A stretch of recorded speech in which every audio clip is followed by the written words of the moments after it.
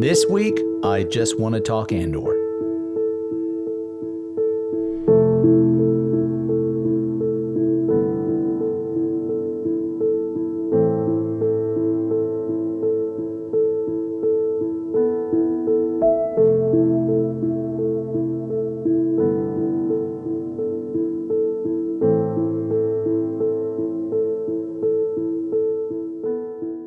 And before we get started, let me just ask if you guys will please like and subscribe. I'm really trying to grow this channel, and I commit to you that I'm going to be trying to come out with weekly content at least for the next couple of months. So if you'll help me out by giving me a like and giving me a subscribe, it costs you nothing, and you'll get to see more content like this. Anyway, let's get to the video.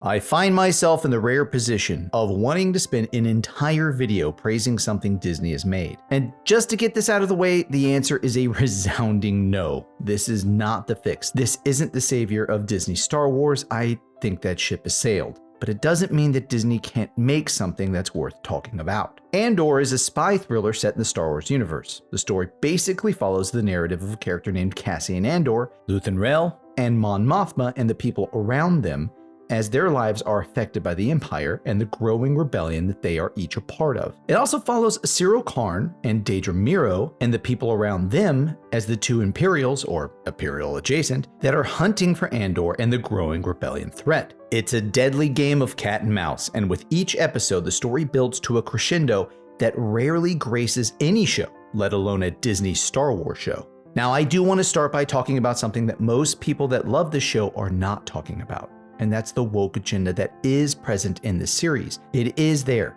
and I'm not putting blinders up just because Disney finally made something good. Now, hear me out, because I'm not bashing the show. Most of the bad guys are white people, and so many of the themes or narratives in the show have a rather on-the-nose feel to them, and it's definitely there, and it definitely didn't need to be there. And don't give me some crap about how this is just pulled from the French Revolution. There are other aspects of that war and insurrection that this show didn't talk about at all that are far more prevalent, but chose instead to focus on things that have a parallel to the current left ideology. But I am happy to admit that it's really not that bad. As a matter of fact, for the first time in a long time, the more woke or partisan issues within the narrative are playing second fiddle to what the show genuinely gets right: its own character and story development. I was really surprised because I haven't seen it in a long time, a show that cares more about proper storytelling over the need to push an agenda. It's refreshing as hell, but rather sad because of how rare it truly is. It's also important to note for you lore experts out there that there's plenty that this show contradicts, retcons, or omits completely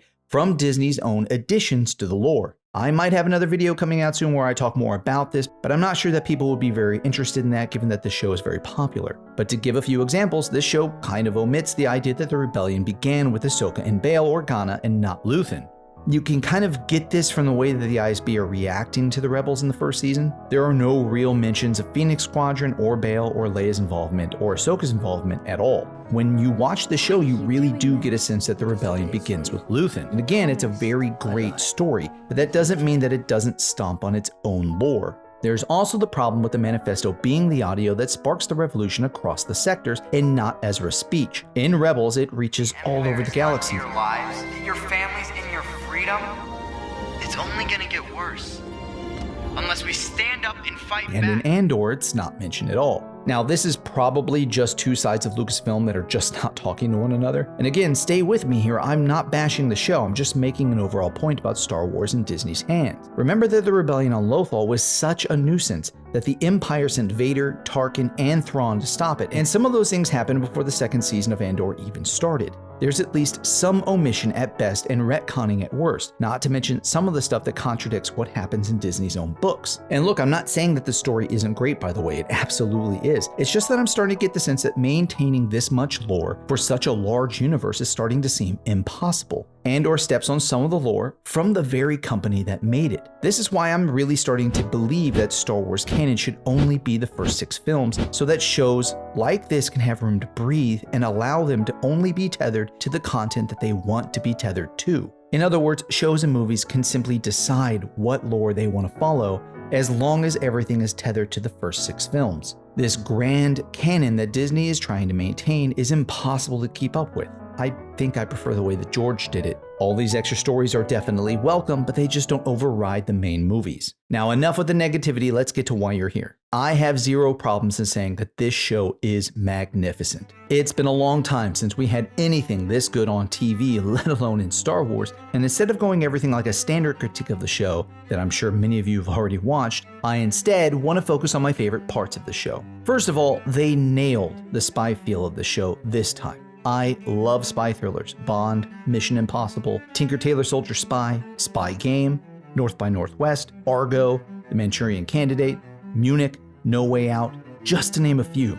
This show belongs amongst these great movies, and it's well deserved. Unlike the first season, and some of you might get mad at me for saying this, but this season doesn't feel like an imposter spy thriller. This time, this show feels like a masterclass in how someone should make a spy thriller. Don't get me wrong, I still liked the first season a lot, I really did, but it just doesn't compare to this season. Something else that I really appreciated was the showcasing of how a government starts to lose control the tighter that they hold their grip, as Leia so elegantly and eloquently said in the first movie.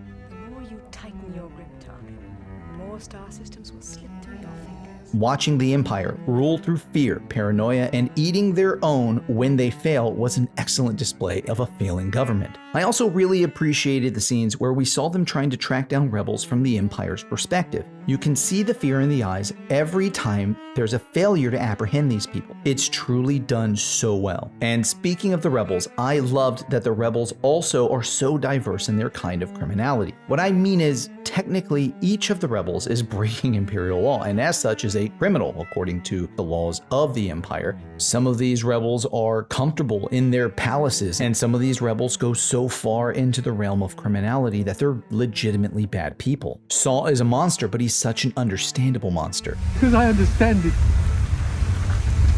Because she's my sister, Rido, and she loves me. Mon Mothma is brave because certain death awaits for her if she's caught, but she's definitely fighting for this rebellion from a place removed from the actual fighting. She risks the same thing as Saul or Luthen, but she doesn't live the same way or has to see the same things that they do, and you can tell that when she's escaping Coruscant with Cassian, which will move me into some of my favorite characters. I love the characters, they are so well drawn. Now, I have heard some of the complaints from a lot of the critics saying that these characters are really one-dimensional. And to be fair, I think that in a way, that is an accurate description, but I also think that it works for the show as well as it does because tyranny and rebellion is so encompassing to a person's life that it would only allow for one dimension of a character to even shine through. Quick spoiler alert here. Actually, for the entire video, you should expect that there's some spoilers. When Andor starts talking to Bix about leaving the rebellion, there's a part of my mind that's like, where would you go? Chaos space? The Empire is so far-reaching. You'll only be somewhat safe and only for short amounts of time. And I think that's the point of the one-dimensional characters. They are singularly focused on the task at hand, and there really isn't any room for much else. The complexity is in the way that each handle this rebellion. That's where the other dimensions come from. Now, I do want to talk about my favorite characters. I can't help but absolutely adore Cyril and Daedra. I don't know what it is about these two characters, but there's something that makes them my absolute favorite characters of the show. And look, that doesn't mean that the other characters aren't great, by the way. I love K2SO, I love Bix, I love the rest of the Rebel characters, I love Luthen, I love Mon Mothma. Everybody is so well done in this show, and some of them are going to be the best Star Wars characters that I've ever seen. But there's something about Daedra and Cyril that I just find so appealing or attractive about their characters. They're kind of like the other side of Saw Gerrera. Daedra and Cyril are believers, and even though Cyril ends up seeing the light at the end, when everything's too late, I can't help but see them as the other side of the coin to Saw Gerrera. And ultimately, what they're looking for, who they're trying to catch, is Luthen, his Cassian. But they are so extreme in their implication of the Imperial laws that they really are the opposite side of Saw Gerrera. Saw Gerrera is an extremist, Saw Gerrera is violent, and Saw Gerrera is a believer in the most dangerous ways. He's been fighting his entire life. These two did an absolutely great job, and I'm very pleased to say that they were able to make Imperial characters more than just bad guys, but people that I actually wanted to watch, even though I wanted them to ultimately fail. And I think that that's a needle that's very hard to thread. Now, one complaint that I do hear a lot is the complaint that Diego Luna's performance as Cassian Andor is very one-dimensional, or that he only has one face that he gives in every single scene. But I really do disagree with it. I find Cassian Andor to be a very attractive character in the sense that he's more gritty, he's more damaged version of what a spy actually is. We're not talking about somebody that's duty-bound 100% of the time and always willing to do the right thing 100% of the time, like we see in the Mission Impossible movies with Ethan Hunt. This whole operation was a moment. And he's not charming in every single scene and getting the girl in every single movie, and obviously doesn't let any of the stuff happening around him bother him like we do with James Bond. I'm sorry.